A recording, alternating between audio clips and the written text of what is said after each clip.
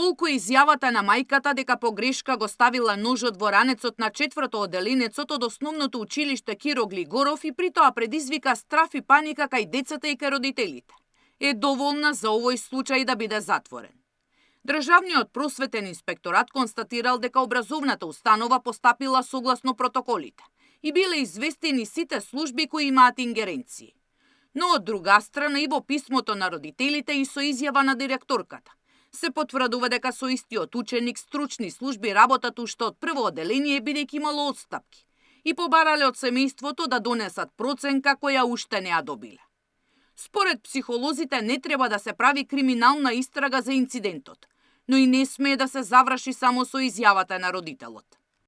Јас се разбирам мајката, ние сите би сакале да си ги заштитиме децата, да ги сочуваме од казни, да ги сочуваме од реперкусии различни. Можеби би требало после тоа да има некој информативен разговор или психолошко советување со една екипа на луѓе, социјални работници, психолози, со кои што ќе разговараат за опасностите што едно такво заштитување може да го донесе за детето. Јовановска вели дека еден психолог или еден педагог во училиште од 1000 ученици е многу малку. Но може да се побара помош и преку разговори и едукации да им се помогне на децата емоционално да созреат и да научат како да ги решаваат проблемите цивилизирано, а не со ножички или пак други опасни предмети.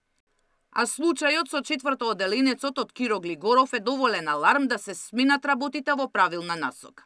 Тоа покажува дека е повик за помош, да им помогнеме на децата кои предизвикуваат вакви нереди. Не е доволно да ги запишиме, не е доволно да ги казниме, не е доволно да ги преместиме во другите училишта, затоа што од таквото однесување добива еден ток, како навика дури.